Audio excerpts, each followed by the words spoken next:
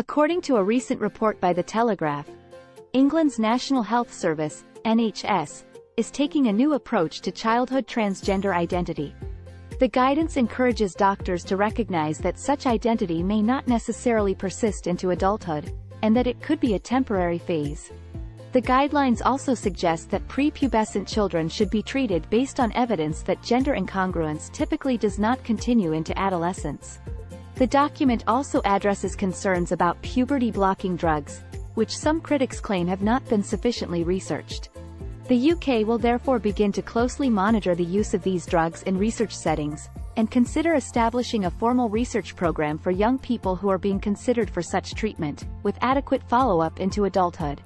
Even social transitioning, which involves changing one's pronouns and clothing to align with the opposite gender, is discouraged and more tightly controlled.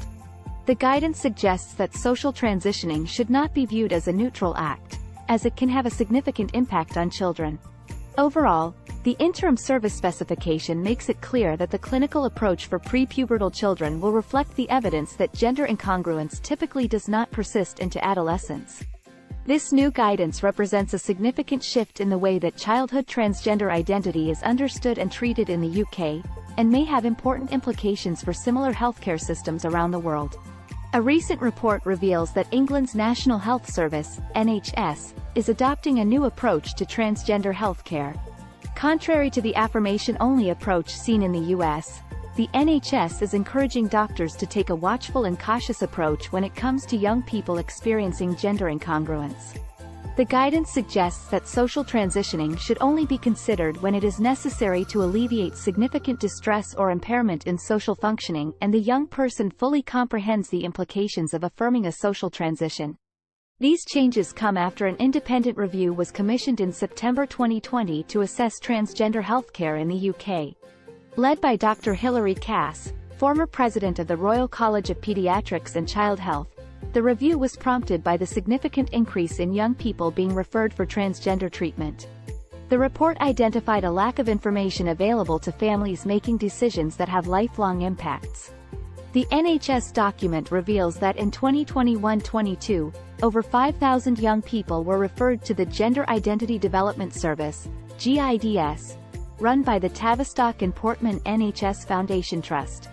This marks a sharp increase from just under 250 referrals in 2011-12. These draft changes also coincide with the NHS's decision to close the controversial Gender Identity Development Service, GIDS, at Tavistock earlier this year. The service, which provided gender services for children, had been subject to criticism and legal challenges over concerns about the use of puberty-blocking drugs and the long-term effects of gender transition treatments on young people. Overall, these changes represent a significant shift in the way that transgender healthcare is understood and treated in the UK. By encouraging a cautious and evidence-based approach, the NHS hopes to provide better care for young people experiencing gender incongruence while also minimizing the potential risks and long-term impacts of treatment.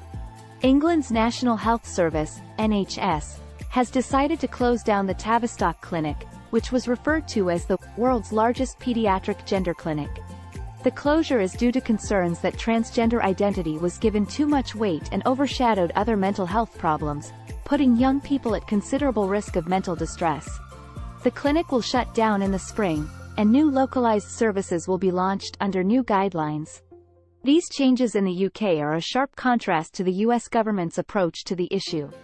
President Biden made headlines recently by stating that it is wrong for states to restrict hormone blockers and sex change operations for children, asserting that it is a moral and legal issue. As the UK reassesses and relaunches its care protocol, it will be interesting to see how the US follows suit, especially as the research appears to contradict the current cultural approach. This issue is just beginning to heat up in the US, with gender clinics and children's hospitals facing increased scrutiny and protests, and there is no indication that this will diminish anytime soon. Thanks for watching.